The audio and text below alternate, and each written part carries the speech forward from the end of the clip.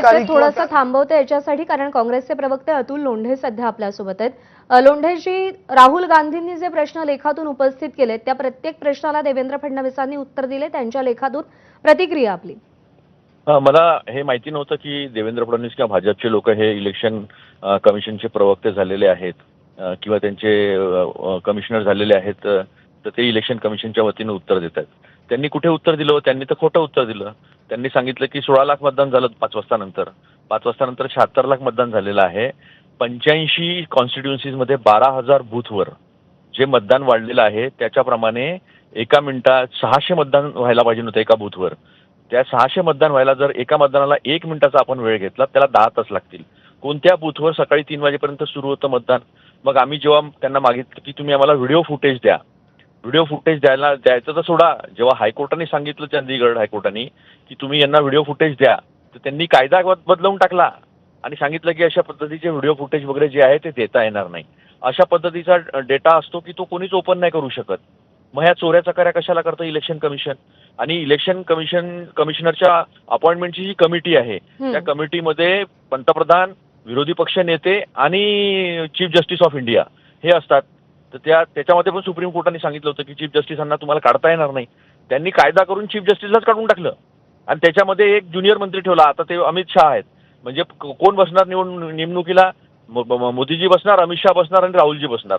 3 विरुद्ध 1 पण विरुद्ध 2। फडणवीसांचं असं म्हणणं आहे की ही समिती किंवा हा आयोग नेमण्याचं काम पहिल्यांदा मोदींनी केलं, काँग्रेसने तर थेट निवडणूक आयुक्तांची नेमणूक केली त्यांच्या कार्यकाळात। अहो, आमच्या कार्यकाळामध्ये आमचे निवडणूक आयुक्त जे आहे ते कसे आम्हाला प्रश्न विचारू शकत होते हे माहिती आहे। ते सांगतात की बाबा सुप्रीम कोर्टावर इंदिरा गांधींचा कंट्रोल होता, इंदिरा गांधींच्या विरोधामध्ये सगळे सुप्रीम कोर्टाने निर्णय दिलेले आहे। सुप्रीम कोर्टाने त्यावेळेस फंडामेंटल बेसिक स्ट्रक्चरचा पहिल्यांदा कन्सेप्ट आणली, सुप्रीम कोर्टाने PIL ची कन्सेप्ट 1975 मध्ये आणली। तर ते त्यांना मला अभ्यास करा व्यवस्थित, काय पहिल्यांदा कमिटीने अपॉइंट झालेली आहे, याच्या पहिले पण कमिटी अपॉइंट झालेली आहे। सीबीआयच्या याच्यामध्ये सीबीआयच्या अपॉइंटमेंटमध्ये जे डिसेंट दिलेला होता तो नाकारून त्यांनी अपॉइंटमेंट केलेले आहेत।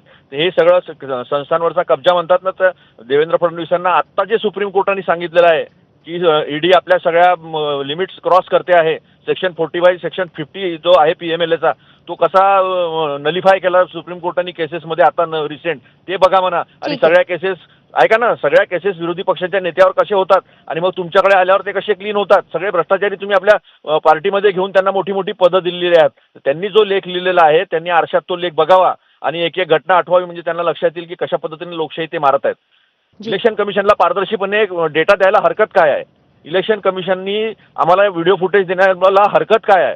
घाबरतात कशाला? आणि देशाची आपल्या महाराष्ट्राची जी 18 वर्षाच्या वरची लोकसंख्या जी आहे ती त्यांच्याच ministry of health and family planning याच्याप्रमाणे 9,54,00,000 आहे आणि व्होटिंग लिस्टमध्ये वोटर लिस्ट जी आहे त्याच्यामध्ये 9,70,00,000 आहे।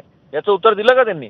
कुठल्याही प्रश्नाचं उत्तर दिलं नाही आहे। फक्त सांगितलं अर्बन नक्षल काही म्हटलं तर कास्ट सेन्ससच्या वेळेस त्यांनी म्हटलं होतं की राहुल गांधी आणि आम्ही सगळे लोक अर्बन नक्षल आहोत। आता कास्ट सेन्सस तुम्ही मान्य केली तर नरेंद्र मोदी अर्बन नक्षल झाले का? याचं उत्तर विचारा देवेंद्र फडणवीसांना तुम्ही। ठीक आहे अतुल लोंढेजी, आभार आपल्या पण सविस्तर प्रतिक्रिया दिली त्यासाठी।